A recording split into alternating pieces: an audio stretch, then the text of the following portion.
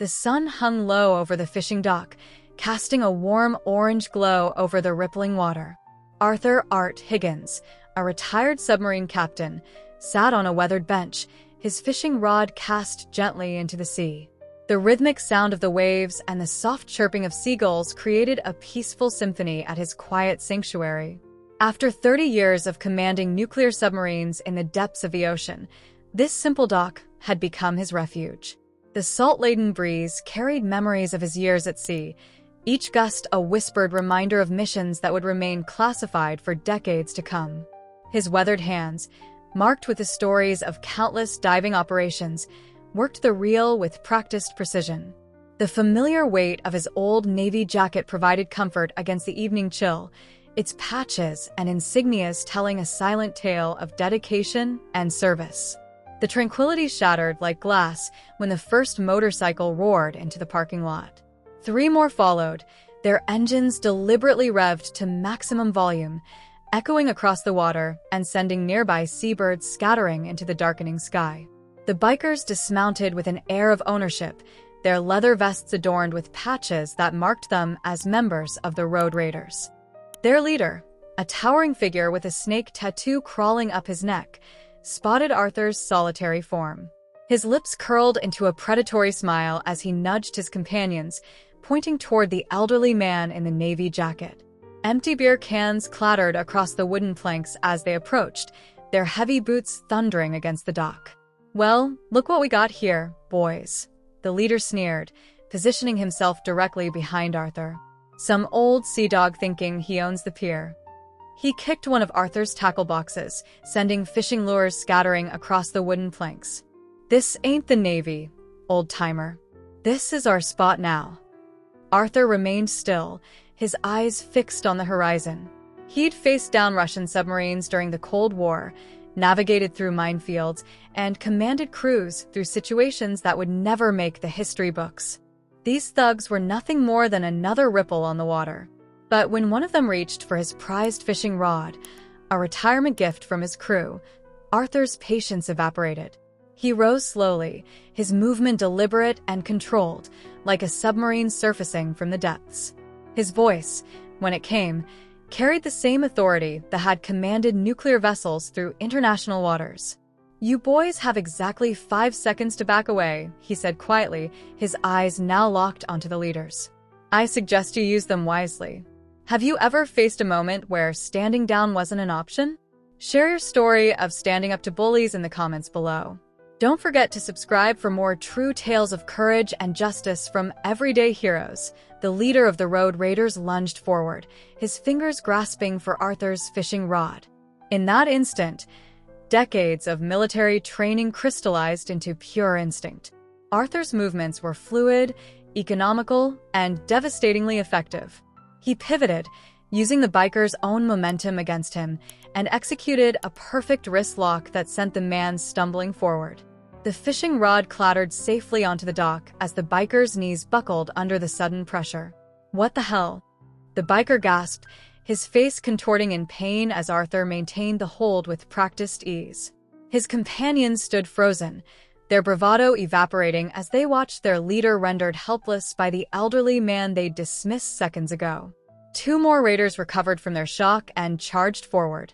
The first threw a wild haymaker that Arthur easily deflected, stepping inside the man's guard to deliver a sharp elbow strike to the solar plexus.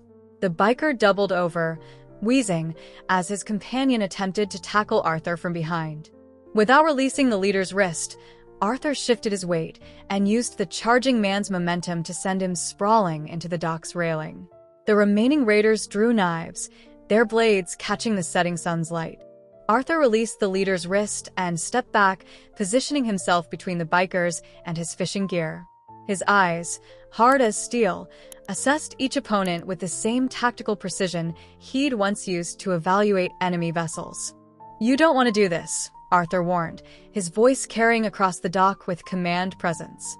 "I've spent 30 years dealing with hostile forces in underwater pressure vessels. You really think a few switchblades are going to intimidate me?" The leader struggled to his feet, rubbing his wrist as he glared at Arthur. "You're dead, old man. You hear me? Dead." He spat on the dock, his face red with humiliation. Nobody disrespects the road raiders like this. Nobody. Arthur's response was cut short by the sound of more motorcycles approaching. The raiders' faces lit up with cruel anticipation as 5 more bikes pulled into the parking lot. Their reinforcements had arrived, bringing with them an arsenal of chains, brass knuckles, and the unmistakable intent for violence. "Not so tough now, are you, Captain?" The leader sneered, his confidence returning as his backup approached. "Let's see how you handle a real fight." Arthur's mind raced through scenarios, just as it had during countless submarine tactical exercises. He noted the positions of his opponents, calculated angles of attack, and identified potential weapons among his fishing gear. The weight of his old service revolver pressed against his ankle, hidden beneath his pant leg, a last resort he hoped he wouldn't need to consider. The newcomers spread out across the dock, creating a loose semicircle around Arthur. Their boots scraped against the wooden planks as they positioned themselves, the sound mixing with the gentle lapping of waves below. The setting sun cast long shadows across the scene, transforming the peaceful fishing spot into an arena of tension. "Last chance to walk away," one of the new arrivals called out, swinging a heavy chain in lazy circles. "Though personally, I hope you don't. Been itching for some exercise." Arthur remained silent, his posture relaxed but ready. He'd faced worse odds in darker waters. His mind flashed back to a particularly harrowing moment during the Cold War, when his submarine had been caught between 2 Soviet destroyers in the North Sea. The lesson from that day applied here. Sometimes the best defense was making your opponent question their assumptions. "Before you boys commit to this course of action," Arthur said, his voice carrying the weight of command, "you might want to consider why a submarine captain would fish at this particular dock every single day." He glanced meaningfully toward the water, then back at the bikers. "And why the local police response time is under 2 minutes." The raiders exchanged uncertain looks. Their leader, still nursing his injured wrist, barked out, "He's bluffing. Take him down." 2 bikers charged forward simultaneously. Arthur sidestepped the first, using the man's momentum to send him crashing into his companion. Both stumbled, creating a momentary gap in the semicircle. The chain-wielding raider swung his weapon in a vicious arc, but Arthur had already moved, closing the distance before the chain could build momentum. A quick strike to the biker's elbow caused the chain to clatter to the dock. The sound of sirens in the distance gave everyone pause. The raider's leader cursed, realizing Arthur's earlier words hadn't been a bluff. But instead of retreating, he drew a switchblade and pointed it at Arthur's chest. "You think cops scare us, old man? By the time they get here, you'll be floating face down with the fish." Arthur's response was cut short by a new voice booming across the dock. "That's where you're wrong, son." The group turned to see Sheriff Tim Jacobs standing at the dock's entrance, his service weapon drawn. Behind him, 3 deputy cars pulled into the parking lot, lights flashing. But what really caught the raiders' attention were the 4 men flanking the sheriff, all wearing familiar Navy veteran caps, all carrying themselves with the same quiet confidence as Arthur. The raiders' leader assessed the new arrivals, his knife still pointed at Arthur. The other bikers shifted nervously, their earlier bravado diminishing as they realized they were outflanked. Sheriff Jacobs took a measured step forward, his weapon steady. "Drop the knife, Marcus," the sheriff called out. "You're already looking at assault charges. Don't make this worse." Arthur's eyes narrowed at the familiarity in the sheriff's voice. This wasn't just random trouble, there was history here. The leader, Marcus, let out a bitter laugh that echoed across the water. "Still fighting Daddy's battles, Tim?" Marcus sneered, though his knife hand wavered slightly. "Guess some things never change." The sheriff's face hardened. "Your father was a good deputy before you dragged his name through the mud. Drop the knife. Now." The tension crackled like electricity across the dock. Arthur watched Marcus's face contort with rage and recognition, pieces of the puzzle falling into place. The road raiders weren't just random troublemakers, they were local, with deep roots in the community's darker corners. One of the veterans flanking the sheriff stepped forward, his voice carrying the gruff authority of a former Master Chief. "You boys might want to look around. Really look." He gestured to the surrounding boats and buildings. This dock isn't just some fishing spot. It's where we hold our veterans meetings, where we counsel those who came back broken, where we remember those who didn't come back at all. Several raiders lowered their weapons, the weight of the situation finally sinking in.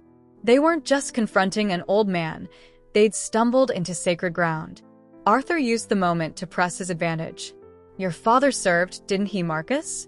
Arthur's voice was calm, understanding. "I can see it in how you handle yourself. Military family."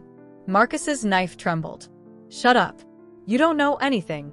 "I know the signs," Arthur continued, taking a careful step forward. "The way you positioned your men, established a perimeter. That's not biker training. That's military discipline, passed down. Your father taught you that, didn't he? Before everything went wrong." Tears welled in Marcus's eyes, his tough exterior cracking. The other raiders watched in stunned silence as their leader struggled with demons far older than this confrontation. Sheriff Jacobs holstered his weapon, recognition and old pain crossing his features. "Your dad and I used to patrol this dock together," the sheriff said softly. "He'd be heartbroken to see you here, son. This isn't you. This was never you." The knife clattered to the dock as Marcus's composure finally broke. The sound seemed to snap the remaining raiders out of their trance. One by one, they dropped their weapons, chains and brass knuckles joining the knife on the wooden planks. The fight had gone out of them, replaced by the sobering reality of what they'd almost done. Arthur moved with deliberate calm, picking up his scattered fishing gear. The other veterans spread out along the dock, their presence both reassuring and authoritative. They weren't just backup, they were witnesses to a moment of potential redemption. "Your father was on a submarine crew," Arthur said, straightening up with his tackle box. "USS Toledo, wasn't it? Early 90s. Marcus's head snapped up, surprise replacing anger. "How did you?" "I never forget a sailor's story," Arthur replied, setting his fishing rod back in its holder. "Chief Petty Officer James Richardson, one of the best sonar operators I ever served with. He used to talk about his son constantly." A sad smile crossed Arthur's face. "He was so proud of you, even at the end." The revelation hit Marcus like a physical blow. He staggered back, memories of his father colliding with the reality of his present choices. The other raiders watched uncertainly, their group dynamic shifting as their leader's facade crumbled. Sheriff Jacobs moved forward, placing a gentle hand on Marcus's shoulder. "Come on, son. Let's get you home. We've got a lot to talk about." As the deputies began collecting weapons and taking statements, Arthur noticed something change in the other raiders' expressions. The mindless aggression had been replaced by shame and, in some cases, curiosity. They looked at their leader with new eyes, seeing not just the tough biker front he presented, but the lost son of a respected sailor. One of the younger raiders approached Arthur cautiously, hands raised to show he meant no harm. "Sir," he started, voice rough with emotion. "My grandfather, he served too. Navy. I never knew much about it. He never talked about it." Arthur nodded understanding. "They rarely do, but that's why we're here." He gestured to the dock, the veterans, the peaceful water beyond. "This place isn't just for fishing. It's for healing, for remembering, for understanding." The setting sun painted the scene in deep oranges and purples, the day's violence fading with the light. What had started as a confrontation had transformed into something else entirely, a moment of connection, of recognition across generations. The dock had seen its share of battles, but tonight it had witnessed something rarer, the first steps toward peace. News traveled fast in a small coastal town. By sunrise the next day, Arthur's confrontation with the road raiders had become local legend. The morning crowd at Sally's diner buzzed with excitement as they pieced together different versions of the story over coffee and eggs. Arthur sat in his usual corner booth, picking at his breakfast as curious onlookers stole glances his way. The vinyl seats squeaked as Sarah, the owner's daughter and a former Navy corpsman herself, slid into the booth across from him. "You've become quite the celebrity, Captain," she said, topping off his coffee. "Though I hear Marcus Richardson was involved." That must have been quite a shock, connecting him to Chief Richardson. Arthur set down his fork, studying the steam rising from his cup. James was a good man. One of the best. What happened to his son after he passed, that's on all of us. We should have seen the signs. The diner's bell chimed as Sheriff Jacobs entered, removing his hat and nodding to the morning regulars. He made his way to Arthur's booth, his expression thoughtful. "Just came from talking with Marcus," he said, accepting a coffee from Sarah. "He's been up all night, going through his father's old Navy photos. Found some of you two together." "Submarine crews are family," Arthur replied quietly. "Even when we're not on the same boat anymore." "How's he holding up?" "Better than expected. But he's worried about retaliation from some of the more hardcore raiders.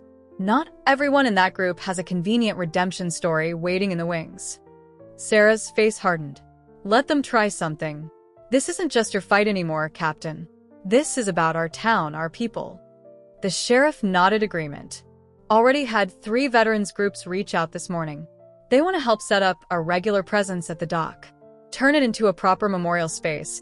Maybe add some counseling services." Arthur's gaze drifted to the window, where he could see the dock in the distance.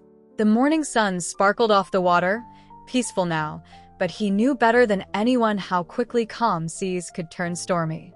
The diner's door chimed again, and conversation hushed as Marcus Richardson himself stepped inside. He looked different in the morning light, younger somehow, without his leather vest and attitude. He wore an old Navy t-shirt that had clearly belonged to his father, the fabric worn but clean. The silence was broken by old Pete, a Korean War veteran who'd been coming to Sally's for 30 years. "Well, don't just stand there, son. Coffee's hot, and Sarah makes the best biscuits and gravy north of Atlanta." Marcus hesitated, then made his way to the counter. Sarah filled a cup without being asked, her initial hostility softening as she noticed the dark circles under his eyes, the slight tremor in his hands. "Your dad used to order the special every Thursday," she said, sliding the cup toward him. "2 eggs over easy. Extra hash browns, hold the tomatoes." A ghost of a smile crossed Marcus's face. He always said nobody could cook eggs like Sally's. "Still can't," old Pete chuckled. "Though Sarah comes close." The tension in the diner gradually dissolved as conversations resumed, though now they carried a different tone. Veterans began approaching Marcus, not with anger or judgment, but with stories. Stories about his father, about their own service, about the struggles of coming home. Arthur watched it unfold, remembering similar scenes from his years at sea. How many times had he seen young sailors find their way through difficult moments, guided by the quiet wisdom of those who'd walked the path before them? Sheriff Jacobs leaned back in the booth, a knowing look in his eyes. "You planned this, didn't you? Using the dock as more than just a fishing spot."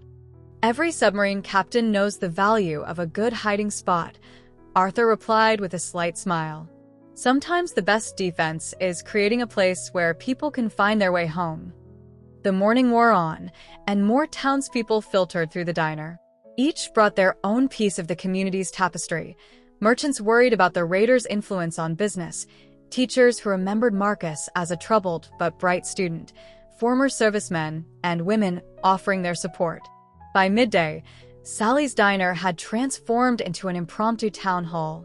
Local business owners squeezed into booths while veterans stood along the walls, all focused on the growing plans spread across Arthur's table. Sarah had stopped taking orders, instead passing out free coffee as people contributed ideas. The marinas offered their conference room for weekly veteran meetings, announced Mike Chin, the harbor master, tapping a spot on the town map. "Free of charge. Says it's the least they can do after what happened." Linda Martinez, who ran the local hardware store, stood up from her booth. "My son's construction crew can help rebuild the dock's eastern section. Make it proper accessible for disabled vets. We've got the materials, just need the hands." "You'll have them," Marcus said quietly from his spot at the counter. Heads turned his way as he continued. "I know some guys, good guys, not raiders, who work construction. They'd help? No questions asked."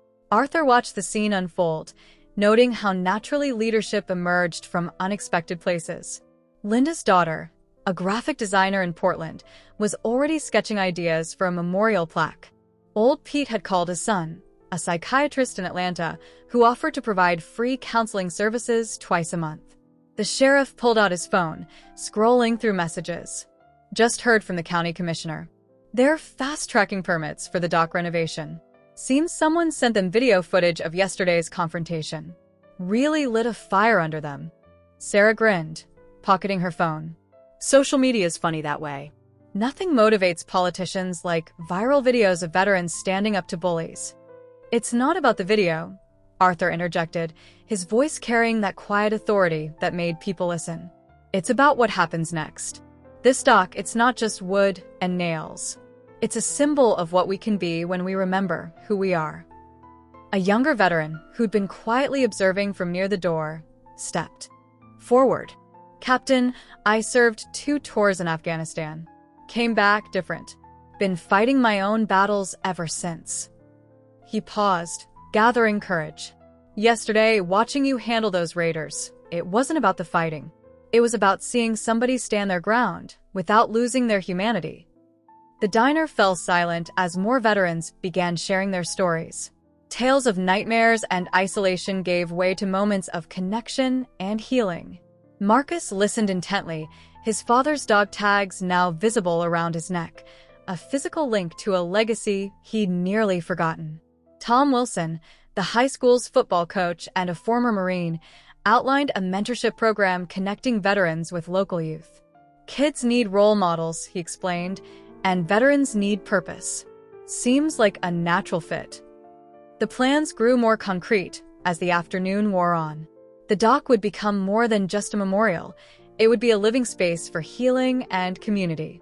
Arthur's daily fishing spot would expand into a proper pier, with benches for conversation and quiet reflection. The boat launch would be upgraded to accommodate therapeutic sailing programs. Sarah emerged from the kitchen with fresh pies, an old tradition her mother had started whenever the community gathered in crisis or celebration.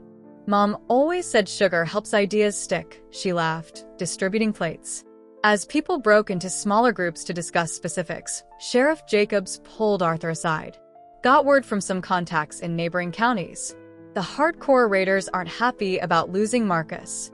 They're making noise about teaching the town a lesson. Arthur nodded, unsurprised. Every action has an equal and opposite reaction. Basic physics. This isn't a submarine, Art. These guys play by different rules. No, Arthur agreed. Watching Marcus deep in conversation with 2 younger veterans, they play by no rules. That's why we need to be better. Stronger. Not just in force, but in purpose. The sheriff followed his gaze. Marcus knows their operations, their hideouts. He's willing to help, but it puts him at risk. Then we protect him, Arthur said simply. Not just with badges and guns, but with community. Give a man something to belong to, something to believe in, and he'll fight twice as hard to keep it. The afternoon sun streamed through the diner's windows, catching the silver in Arthur's hair and the earnest determination in the faces around him. What had started as a confrontation at a fishing dock had catalyzed something larger, a community rediscovering its strength, its purpose, its heart. 3 days after the dock incident, Arthur arrived at his usual fishing spot to find his bench destroyed. Splintered wood lay scattered across the pier, and crude threats had been carved into the remaining planks. He stood quietly, surveying the damage as the morning fog rolled in from the sea. Sarah's voice cut through the mist. They came around midnight. She approached with 2 cups of coffee, handing one to Arthur. Dad's security cameras caught it all. About 8 bikes, none of them local raiders. Arthur took a sip, letting the warmth chase away the morning chill. Out-of-towners. Hired muscle. Marcus identified them from the footage. They're from the Steel Vipers.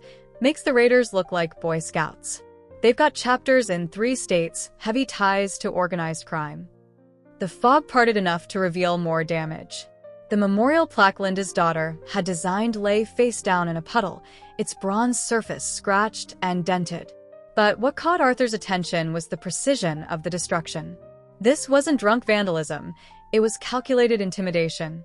They're sending a message, Arthur noted, picking up the plaque. Testing our resolve. Well, they got their answer.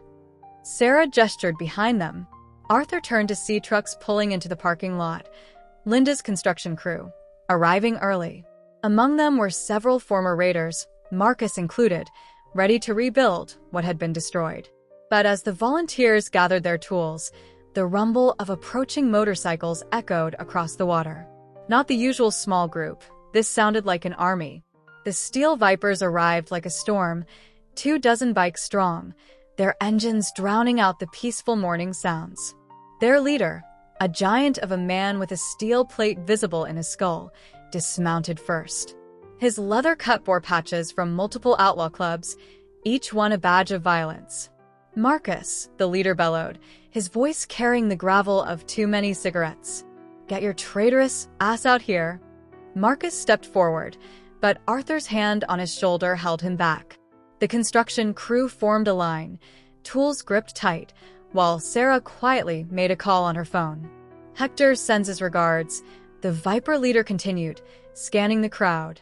"Says you've gone soft. Throwing in with these civilians." He spat the word like poison. Arthur moved to the front, his posture relaxed but alert.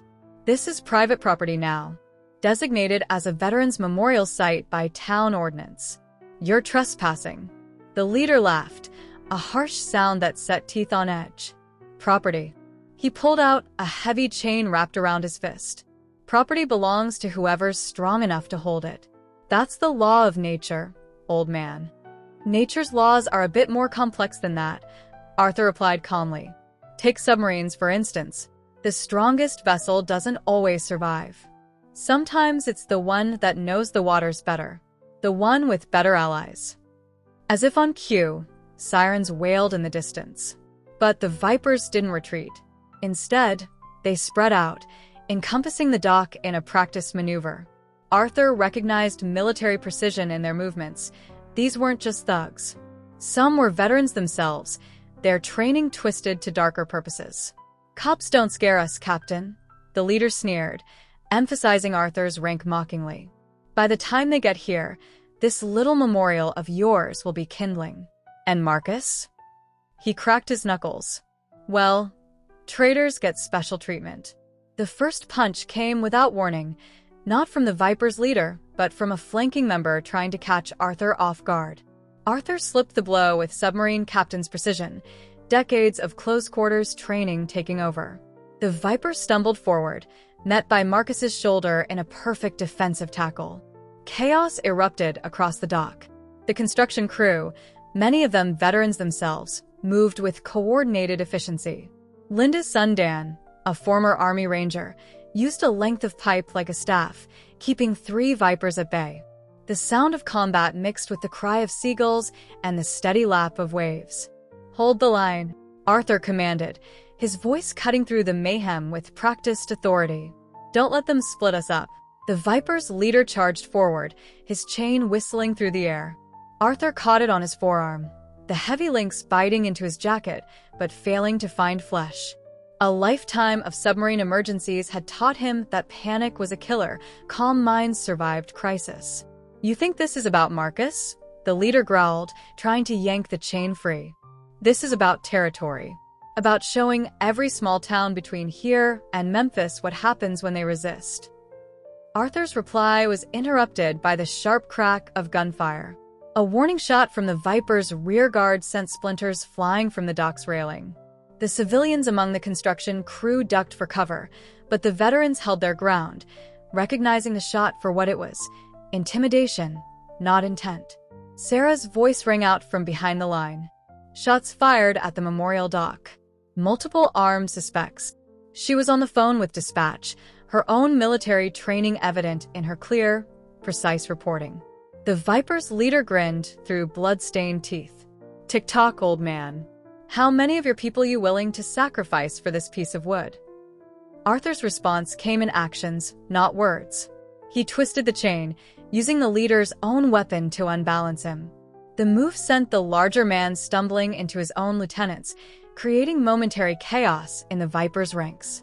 "Now!" Arthur shouted, and the defenders surged forward as one. Marcus proved his military heritage, coordinating with the construction workers like they'd trained together for years. They used their tools with practiced skill, not as weapons, but as barriers and diversions. Paint cans exploded under motorcycle tires. Sawdust filled the air, confusing and disorienting the attackers. The Vipers' advantage in numbers began to crumble against superior positioning and coordination. Arthur had chosen this battlefield well. The narrow dock limited how many could attack at once, negating their numerical superiority. But the tide turned again when 3 more bikes roared up, their riders carrying more serious weapons. The morning sun glinted off gun barrels, and Arthur knew they'd reached a critical moment. Then came the distinctive sound of helicopter rotors. "This is the State Police Aviation Unit," boomed a voice from above. "The area is surrounded. Drop your weapons immediately." The Viper's leader looked up, his face contorting with rage as he saw not just the helicopter, but a flotilla of police boats approaching from both directions. Sheriff Jacobs had called in every favor he had, and the response was overwhelming. "Last chance," Arthur said quietly, still holding his end of the chain. "There's no shame in choosing a better path. Some of you wore uniforms once. You remember what that meant." The moment balanced on a knife's edge. Then Marcus stepped forward, his father's dog tags catching the morning light. "Listen to him," he called to the Vipers. "I've seen both sides now. This man, this place, they're offering something real. Something better than territory and violence." The Vipers' ranks wavered as police boats drew closer. Some of the younger members already had their hands raised, the familiar commands of law enforcement stirring old muscle memories from their service days. But their leader wasn't finished. With a roar of rage, he jerked the chain hard, pulling Arthur off balance. "You think this ends here?" he snarled, swinging a massive fist at Arthur's head. "This is just the beginning." Arthur moved like water, letting the punch flow past him as he'd let depth charges slide by his submarine in darker days. His counter wasn't a strike, but a simple sidestep, letting the Viper leader's momentum carry him forward, right into Marcus's perfectly timed right hook. The leader went down hard, his chain clattering across the dock. The sound seemed to break whatever spell still held the remaining Vipers in place. Weapons clattered to the wooden planks as, one by one, they surrendered to the encircling law enforcement. "Area secure," Sarah called out, still maintaining her post with the phone. The construction crew began helping police separate the combatants, their earlier teamwork now turned to peacekeeping. Arthur knelt beside the fallen Viper leader, who was cursing through a bloody nose. "You know what the hardest lesson is for a submarine captain?" he asked quietly. "Learning that victory isn't about destroying your enemy. It's about preserving what matters while giving your opponent a chance to surface." State police officers moved in with handcuffs, but Arthur noticed something in the leader's eyes, a flicker of recognition, perhaps even understanding. The man had been a soldier once, before rage and bitterness had turned him into something else. "This isn't over," the leader muttered as they led him away, but the words lacked their earlier venom. "No," Arthur agreed, surveying the damage to the dock. "But what comes next doesn't have to be fought with fists and chains." The morning sun had fully risen now, burning away the last of the fog to reveal the full scope of their impromptu battlefield. The dock had taken damage, but its foundation remained solid. Already, Linda's crew was assessing repairs, their tools returning to their intended purpose. Marcus picked up the memorial plaque from where it had fallen, wiping it clean with his sleeve. The bronze surface was scraped but still legible, dedicated to those who served beneath the waves and all who found their way home. "They'll be back," Sheriff Jacobs said, joining Arthur at the dock's edge. "Different gang, different tactics, but same story.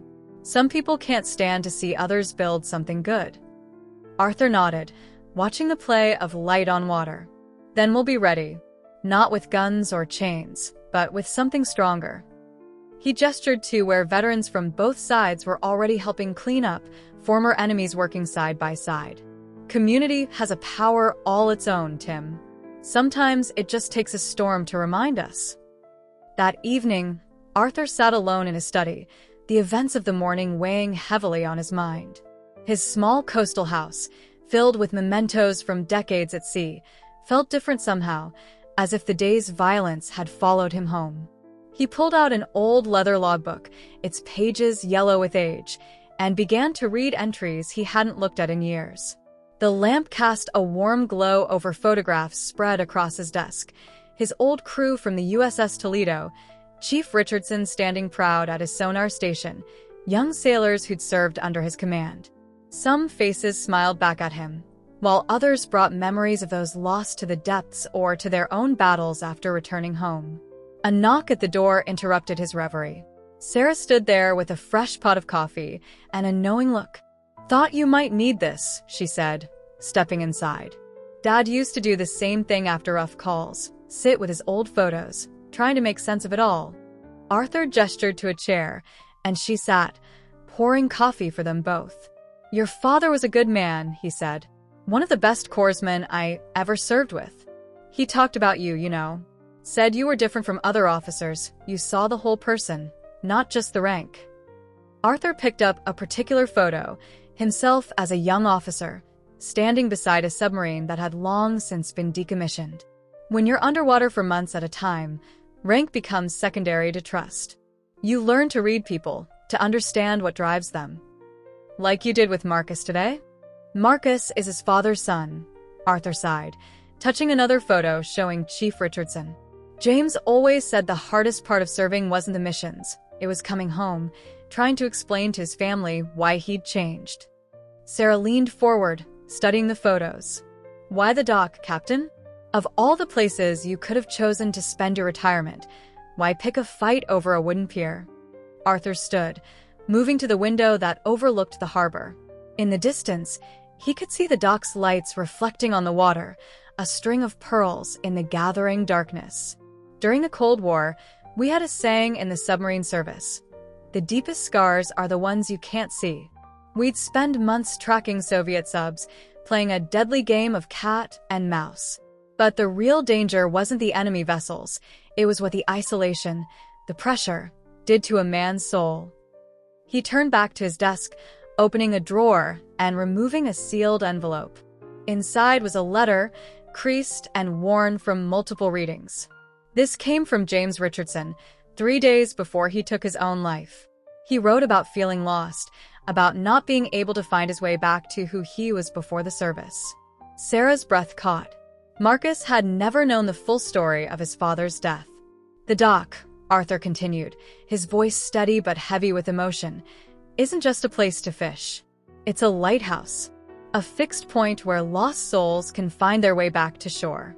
James didn't have that. Too many veterans don't." He picked up another photo, more recent, showing the dock on a busy Saturday morning. Veterans of different eras sat together, sharing stories and silence in equal measure. "When I first moved here, I'd sit on that dock for hours, trying to quiet the memories of commands given, lives lost, decisions that haunted me. Then one day, another vet sat down beside me.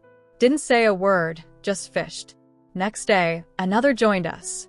Would you like me to continue with the next part of Section 6?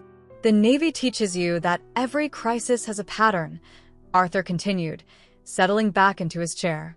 "First comes the threat, then the evaluation, then the response. But they don't teach you what to do when the threat is inside your own mind, when the enemy is the silence after service." He pulled out another photograph, this one showing a much younger Arthur standing proudly beside a fresh-faced crew. "Operation Silent Depth, 82. We tracked a Soviet boomer for 47 days. Not a word spoken above a whisper. Every creak of the hull threatening to give away our position. When we finally surfaced, 2 of my best men couldn't handle normal conversation anymore. The silence had gotten into their blood." Sarah reached over and picked up the photo, studying the young faces. "How many made it home whole?" "Home is relative when you've lived in the depths," Arthur replied, his voice distant. "Some found their way back to civilian life. Others, they kept searching for that same intensity, that sense of purpose. Some found it in drink, others in risk. A few, like James, couldn't find it at all." He stood again, moving to a cabinet where his old service medals hung in a shadow box. Among them was a silver star, its surface dulled with age. They gave me this for saving my boat and crew during a Soviet depth charge attack. But no one hands out medals for saving someone from themselves. Is that what today was really about? Sarah asked softly. Saving Marcus? It's about saving all of them. The Raiders, the Vipers. How many are former service members looking for what they lost? That sense of belonging, of purpose. Arthur's hands traced the edge of the shadow box. We train them to fight, to survive, to kill if necessary. But we don't train them to come home. The night had deepened outside, but neither of them moved to turn on more lights. The darkness felt appropriate for these kinds of truths. I made a promise, Arthur said finally, the day we buried James. Not just to watch over Marcus, but to create something different. A place where the silence doesn't win, where the weight of service can be shared. He pulled out one final photograph from his logbook. It showed the dock on the day he'd first claimed his spot there, though it still knew, the water inviting. The Vipers don't understand what they're really fighting. They think it's about territory, about power. But that dock represents something they're all secretly searching for, a way back. Sarah watched him carefully, seeing not just the decorated submarine captain, but a man who'd carried the weight of others' salvation for decades. And what about your way back, Captain? Who saves the savior? Arthur smiled, a genuine warmth breaking through his serious demeanor. Every time I help someone find their way home, I find a piece of my own path. Today, watching Marcus stand his ground, not with violence but with understanding, that brought me closer to shore than I've been in years. He began gathering the photos, each one sliding back into its place in the logbook with careful precision. The Vipers will be back in one form or another. Lost souls always seek out light, even if they think they're drawn to darkness. Our job isn't to defeat them. It's to guide them home, Sarah finished, understanding dawning in her eyes. Arthur nodded, closing the logbook with a gentle finality. Tomorrow, we'll rebuild the dock. Make it stronger, better. Not just with wood and nails, but with purpose. Every plank a path, every bench a chance for someone to find their way back. The coffee had gone cold, but neither of them minded. Some conversations transcended such mundane concerns. Outside, the dock's lights continued to shine, a beacon in the darkness, calling lost souls home. The warning came at dawn, 3 days after the first confrontation. Marcus burst into Sally's diner, his face pale beneath his beard. They're coming, he announced to the veterans gathered for their morning coffee. All of them. Every chapter between here and Memphis. Arthur looked up from his usual booth, noting the fear in Marcus's eyes. Not fear of violence. Marcus had moved past that, but fear of what was coming for the sanctuary they'd built. How many? Sheriff Jacobs asked, already reaching for his radio. 50 bikes, maybe more. Hector's called in every favor he's got. They're not just coming to destroy the dock, they're coming to make an example of the whole town. The diner erupted in controlled chaos as veterans began making calls, activating networks built over decades of service. Sarah moved between tables with fresh coffee, her movements precise and purposeful, like a combat medic preparing for incoming casualties.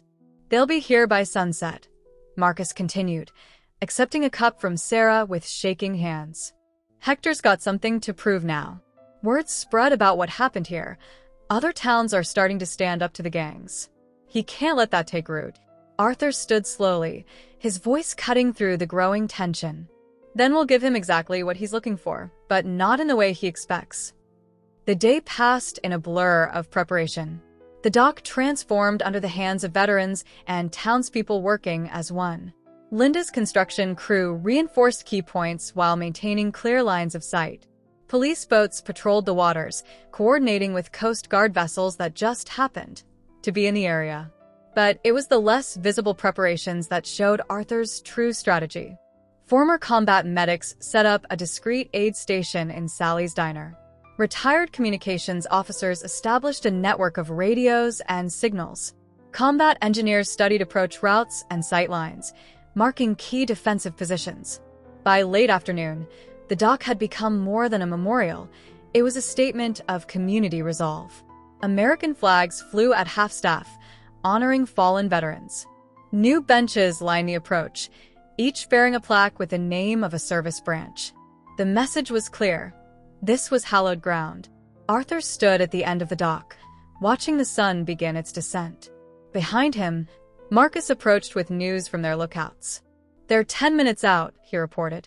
"Moving information armed. Hector's leading them himself." Arthur nodded, hearing the distant rumble of motorcycles. "Remember what we discussed. No matter what happens, we hold to the plan. This isn't about winning a fight, it's about winning something bigger." The thunder of engines grew louder as the sun touched the horizon, painting the sky in shades of fire. The first bikes appeared at the top of the hill, a river of chrome and leather flowing toward the dock. At their head rode Hector, his massive frame made even larger by body armor and weaponry.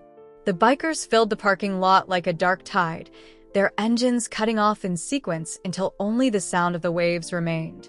Hector dismounted, his boots hitting the pavement with deliberate force. He was a mountain of a man, face scarred from countless fights, but it was his eyes that commanded attention, cold, calculating, and utterly without mercy. "Quite a welcome party," Hector called out, his voice carrying across the dock. "All this for little old us?" Arthur stood at the center of the dock, flanked by veterans of every era. Behind them, townspeople lined the railings, their presence a quiet declaration of unity. No weapons were visible, but the stance of every veteran spoke of readiness. "This isn't a welcome," Arthur replied, his voice pitched to carry. "It's a reminder." Hector laughed, the sound like gravel in a meat grinder. "A reminder? Of what?" "That this pathetic town thinks it can stand up to us." He gestured to his assembled force. "Look around, old man. We've got enough firepower here to level this dock and half the harbor with it." "Look again," Arthur said quietly. "Really look." Along the dock, veterans began removing their jackets. Beneath them were uniforms, not current service dress, but the uniforms they'd worn in their finest hours. Combat decorations caught the dying sunlight. Campaign ribbons told stories of battles fought across decades. Hector's smirk faltered as he recognized the insignias. Force Recon, Navy SEALs, Green Berets, Rangers. Each veteran stood tall, their presence a testament to sacrifices made and honors earned. "You see uniforms and medals," Arthur continued, stepping forward. "But what you're really seeing is a promise. The same promise we all made when we first put on those uniforms. To protect, to serve, to stand against those who would destroy what others have built." Movement rippled through the biker ranks as some of them shifted uncomfortably. More than a few wore their own service tattoos, marking them as veterans who'd lost their way. They'd come for a show of force, but found themselves facing the embodiment of their own forgotten oaths. "Pretty speeches won't stop bullets," Hector snarled, but there was a new edge to his voice, uncertainty. "No," Arthur agreed. "But they might make you ask yourself why you're really here." He gestured to the dock, to the memorial plaques and the freshly raised flags. "This isn't about territory or respect or whatever story you've told yourself. This is about finding your way home." Marcus stepped forward, his father's dog tags catching the last rays of sunlight. "I've been where you are," he called to his former brothers-in-arms. "Following strength, because I forgot what real strength looks like. But look around you, really look. This is what we fought for. This is what we bled for." More movement in the biker ranks. A few began removing their helmets, revealing faces marked by the same struggles all veterans face. The same search for purpose, for belonging, for a way to make sense of the peace after war. Hector sensed the shift in his forces. "Anyone who steps back," he roared, "is dead.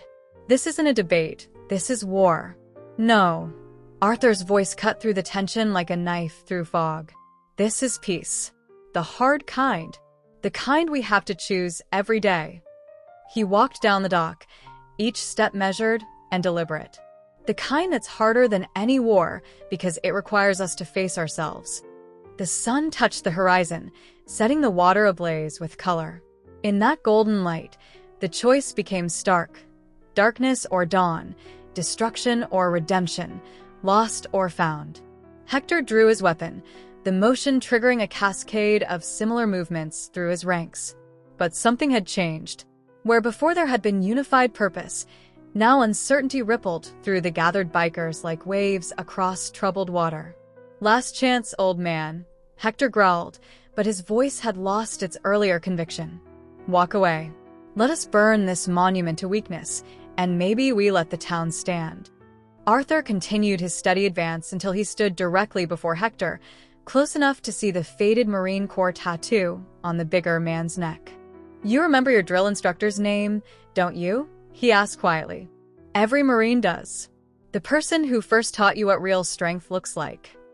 Hector's hand trembled slightly on his weapon. "Staff Sergeant Morrison," he whispered, the name emerging unbidden. "He taught you that strength isn't about destroying things. It's about building them, protecting them." Arthur's voice carried to every ear on the dock. "Look at your men, Marine. Really look at them. They're not here for violence. They're here because they're lost. Because they've forgotten what they once fought to defend." The first defection came from the back. A biker removed his helmet, revealing gray hair and eyes that had seen too much combat. His patches marked him as a Vietnam veteran. Without a word, he walked his bike backward, creating space between himself and Hector's position. Others followed, the movement spreading like a slow tide. Some nodded to the veterans on the dock, a gesture of recognition between warriors. A few even raised their hands in salute. "You can't do this," Hector roared, swinging his weapon toward the deserters. "We're the Steel Vipers. We don't back down." "No," came a voice from his ranks. "We're veterans first. And it's time to remember that." The speaker emerged, a younger biker with a prosthetic leg visible beneath his leather pants.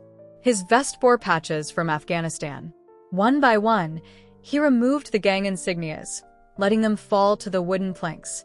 The sound of Velcro ripping filled the air as others followed suit, tearing away the symbols of their lost years. Hector stood alone now, his massive frame trembling with rage and something else, fear. Fear of losing his power, his purpose, his carefully constructed identity. His finger tightened on the trigger. "It's over, son," Arthur said softly. "Let it be over." The weapon clattered to the dock. Hector's knees followed, his body folding as years of buried grief and guilt finally broke through. Arthur knelt beside him, one hand on his shoulder, as the last light of day painted the scene in gentle gold. Behind them, Sarah emerged from the diner with coffee and understanding. Veterans from both sides began to mingle, sharing stories, exchanging quiet words of recognition. The dock creaked beneath their weight, not a battlefield anymore, but a bridge between who they had been and who they could become. The war that had never really ended finally found its peace, not in victory or defeat, but in the simple act of coming home. 1 month after the confrontation, the dock bustled with activity. Where tension had once ruled, now purpose flowed like the tides. Former Steel Vipers worked alongside townspeople, their leather vests replaced with work clothes as they helped expand the memorial site. Hector, his massive frame now bent to creation rather than destruction, carefully installed a new plaque. His hands, once weapons, moved with surprising gentleness as he secured the bronze plate that read, "Welcome home, for all who served, in war and peace." Arthur watched from his usual fishing spot, noting how naturally the transformation had occurred. Sarah approached with his morning coffee, settling beside him on the bench that still bore knife scars from that first confrontation. "2 more chapters reached out last night," she reported, handing him the steaming cup. "Gangs from the Midwest. They're not looking for trouble, they're looking for guidance." Words spreading about what happened here. Arthur nodded, watching a group of veterans, former enemies among them, gathering for their morning meeting. The dock had become more than a memorial. It was a beacon for lost warriors seeking their way back. "Marcus has been amazing with the new arrivals," Sarah continued. "Something about his story resonates with them. The prodigal son who found his way home." Indeed, Marcus was at the center of the morning group, his father's dog tag still around his neck as he helped another veteran work through his own struggles. The ghost of Chief Richardson would have been proud. The transformation extended beyond the dock. The town itself had changed, growing into its role as a sanctuary for veterans seeking peace. Local businesses hired former gang members, giving them chances they'd been denied elsewhere. The police department, led by Sheriff Jacobs, established a veteran outreach program that became a model for other communities. Hector, perhaps the most surprising convert, now spent his days working with the most troubled arrivals. His imposing presence, once used to intimidate, now provided a sense of security for those struggling with their own demons. He'd transformed his motorcycle shop into a job training center, teaching veterans valuable skills while helping them navigate civilian life. Sometimes the strongest warriors need the most help finding peace, he told a group of newcomers, his voice carrying the weight of hard-won wisdom. Took me losing everything to realize I was fighting the wrong battles all along. The dock itself had evolved. What began as Arthur's quiet fishing spot now boasted counseling offices, meeting spaces, and quiet areas for reflection. Veterans of different eras shared their experiences, bridging the gaps between generations of service. Linda's construction company had expanded to accommodate the growing demand for veteran-focused building projects. Her son Dan led crews composed entirely of former service members, their military precision now turned to creation rather than destruction. They'd become known throughout the region for their quality work and their commitment to hiring veterans in need of a fresh start. The success of the dock's transformation hadn't gone unnoticed. Representatives from veteran organizations across the country came to study what they called the harbor model. They found something more profound than just a rehabilitation program. They discovered a template for healing. Sarah's Diner became the unofficial headquarters for the growing community. The walls, once sparsely decorated, now displayed photos chronicling the dock's journey. The most prominent showed Arthur and Hector standing together at sunset, the day the former gang leader had helped install the welcome plaque. Beneath it, a simple caption read, "Every warrior deserves a way home." Marcus had found his own path to healing through helping others. He'd started a mentorship program pairing troubled veterans with those who'd found their way back. His father's dog tags became a symbol of that journey. He'd present each successful graduate with their own set, engraved with the words, "Found my way." But perhaps the most profound change was in the quiet moments. Arthur still fished from his spot every morning, but he was rarely alone now. Veterans would join him, sometimes to talk, often just to share the peace of the dawn. The silence that had once haunted so many now became a comfort, filled with understanding rather than isolation. One morning, a young veteran who'd arrived with the last remnants of the Steel Vipers asked Arthur the question many had wondered. "Why did you choose this place? This dock?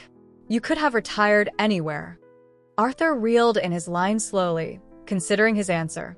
The morning sun painted the water gold, catching the white caps of small waves.